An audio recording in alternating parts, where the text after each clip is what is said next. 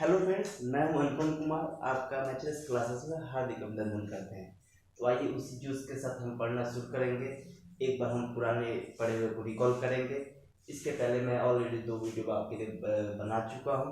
अब इसके लिए तीसरा वीडियो है। हम आपको बताए थे कि बीपीएससी की परीक्षा 3 चरण में होता है।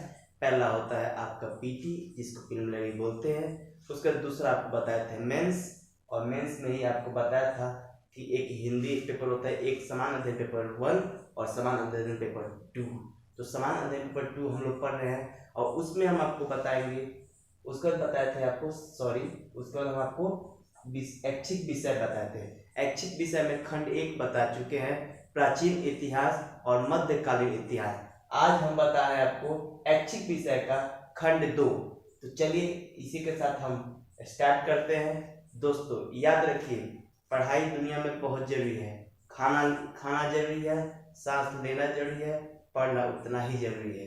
पढ़िए इसलिए नहीं कि जॉब पा सके, पढ़िए इसलिए कि अपने घर का, अपने गांव का, अपने देश का विकास कर सके और उसके लिए एक नया नया रास्ता निकाल सके। तो चलिए हम इसी जोश के साथ फिर स्टार्ट करते हैं। तो आइए भाग ख, खंड ख में सेकेंड में भाग ख पढ़ेंगे। भारत का आर्थिक इतिहास। आर्थिक इतिहास का जो काल है 1757 से लेके 1947 तक माना जाता है। उसमें यूरोपीय कंपनी का आगमन, अंग्रेजों का भारत पर आधिपत्य और उसके कुप्रभाव। दोस्तों आपको पता है यूरोपीय कंपनी का आगमन हुआ, जिसमें आपको अंग्रेज भी आए थे और अंग्रेज को उन्होंने कैसे आधिपत्य हासिल किया और उनके क्या प्रभाव और क्या कुप्रभाव है उसके बारे में आपको पढ़ना है। उपनिवेश की अवस्थाएं, प्रशासनिक ढांचे और नीतियों में परिवर्तन। तो इस परिवर्तन किन किन चीजों में हुआ? तो राजस्व में क्या परिवर्तन हुआ, न्याय समाज में क्या परिवर्तन हुआ, शिक्षा और विकास, औपनिवेशिक हितों का संबंध कैसा रहा, उसके बारे में पढ़ना है। चलिए दोस्तों, नेक्स्ट आपको पढ़ना है ब्रिटिश आर्थिक नीति। उनकी क्या आर्थिक नीति रही, क्या हड़प नीति रही, उसके बारे में जानना और क्या उसका प्रभाव रहा ब्रिटिश में और इंडिया में। तो हमें तो अपने देश से मतलब है, तो अपने देश के बारे में क्या प्रभाव रहा वो जरूर पढ़ना है। आर्थिक उद्योग की वृद्धि और पूंजीवादी वर्ग का उदय। जहां पे आधुनिक उद्योग वृद्धि कर रहा था, वहीं पे पूंजीवादियों का भी उदय हो रहा था। ईसाई मिशनरियों की गतिविधि। जहां तक आपको पता है कि हमारे देश में हिंदू और मुस्लिम रहते थे, लेकिन अंग्रेज आए, जब आपको यूरोपीय कंपनी आने लगी तो ईसाई मिशनरियों की भी गतिविधियां शुरू हो गई थी। आइए देखते हैं उसके बाद क्या है। भारत समाज के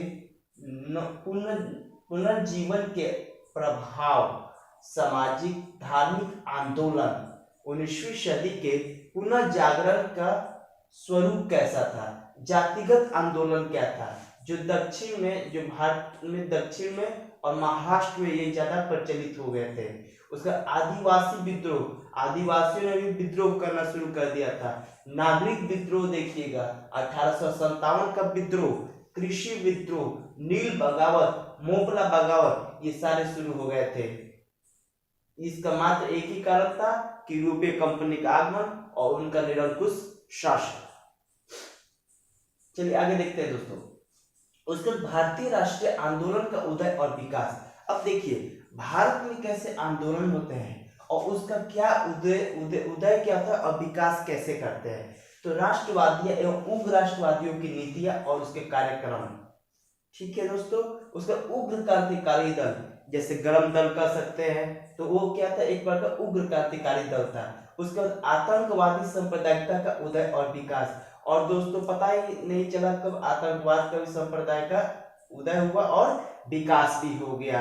भारत की राजनीति में गांधी जी का क्या उदय रहा और उनके जन आंदोलन, जैसे कि आपको पता है असहयोग, सविनय अवज्ञा आंदोलन, भारत छोड़ो आंदोलन और ट्रेड यूनियन, किसान आंदोलन, इस सब का क्या प्रभाव रहा उसके बारे में हमको जानना है।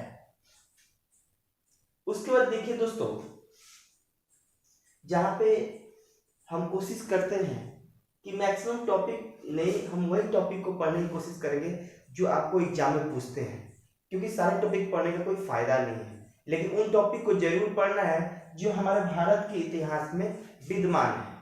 और खास करके गांधी जी हो गए, नेहरू जी हो गए, रविंद्रनाथ टैगोर हो गए, जो उस समय के ये हीरो कहे जाते थे, उनके बारे में तो हमें निश्चित ही पढ़ना है दोस्तों। पढ़ाई से मत भागिए, पढ़ाई को उत्तेजना पूर्वक मत पढ़िए, पढ़ाई को हमेशा सरलता से पढ़िए और खुशी के साथ पढ़िए। पढ़ाई आपका जीवन है, न कि एक भार के समान है। चलिए दोस्तों, तो फिर आगे हम देखते हैं। अभी देखिए, कांग्रेस समाजवादी और उसका साम्यवाद कैसा रहा। राष्ट्रीय आंदोलन के प्रति ब्रिटिश सरकार, कांग्रेस का क्या रुख रहा, ब्रिटिश सरकार का क्या प्रतिक्रिया रहा, और 1909 से लेकर 1935 के संवैधानिक परिवर्तनों के बारे में कांग्रेस का क्या रुख रहा, और आजाद हिंद फौज का गठन जो हुआ था 1946 में, उसका क्या रोल रहा, उसके बारे में पढ़ना है।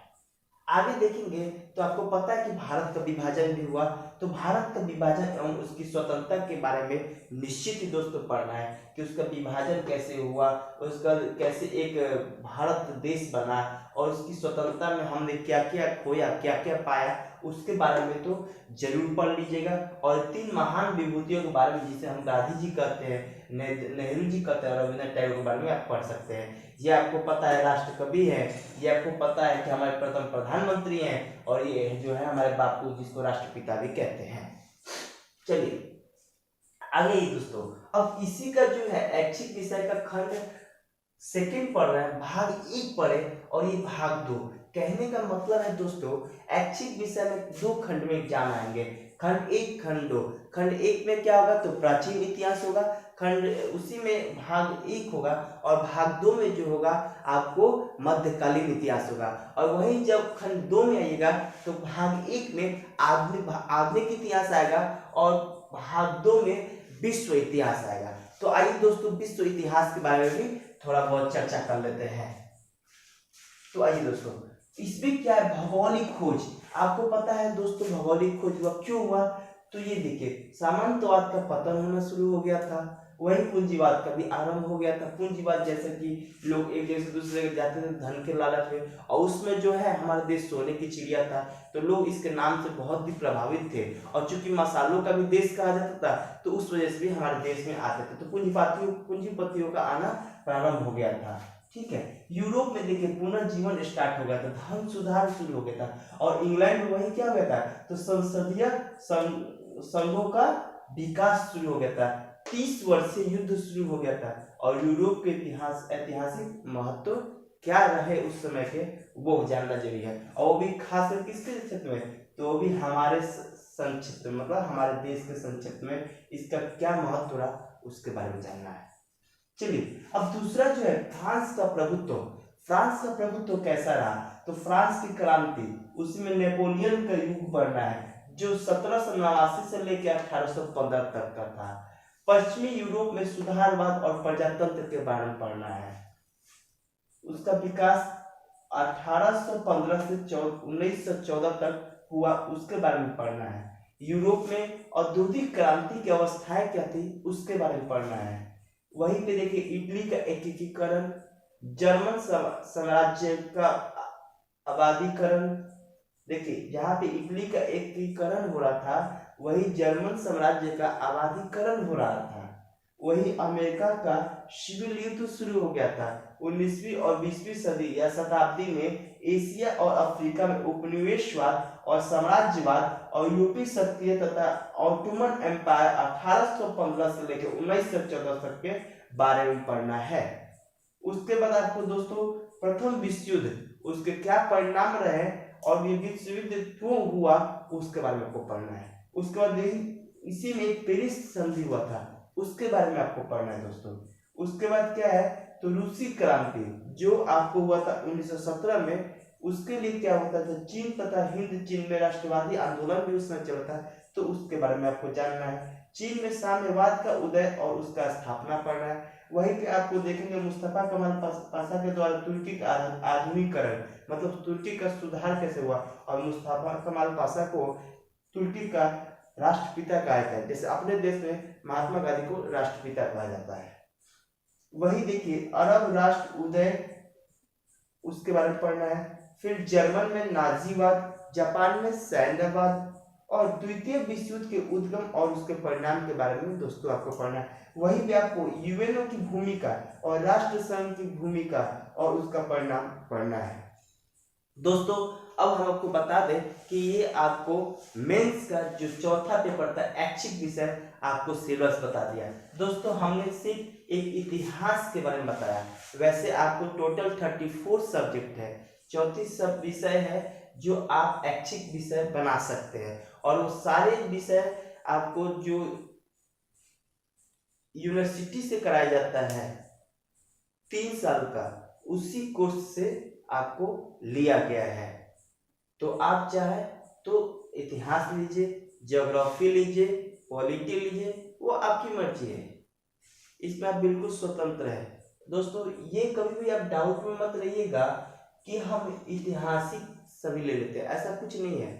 दोस्तों अब जो सब्जेक्ट है, अब कभी कभी लोग कंफ्यूज कर जाता है कि आखिर हम ऐच्छिक सब्जेक्ट कौन सा लें। बेटर होगा आप जो शुरू से पढ़ते आ रहे हैं, जो आप अच्छा आपको लग रहा है सब्जेक्ट, वो आप पढ़िए, या जिसमें आप इंटरेस्टेड है। मतलब देखिए जो ऐच्छिक विषय होता है जस्ट गर्लफ्रेंड तक रहता है, इसको जितने ही पास रखेगा उतना आपको प्यार देगा, और जितना ही दूर रखेगा वो आपसे और दूर भाग जाएगा।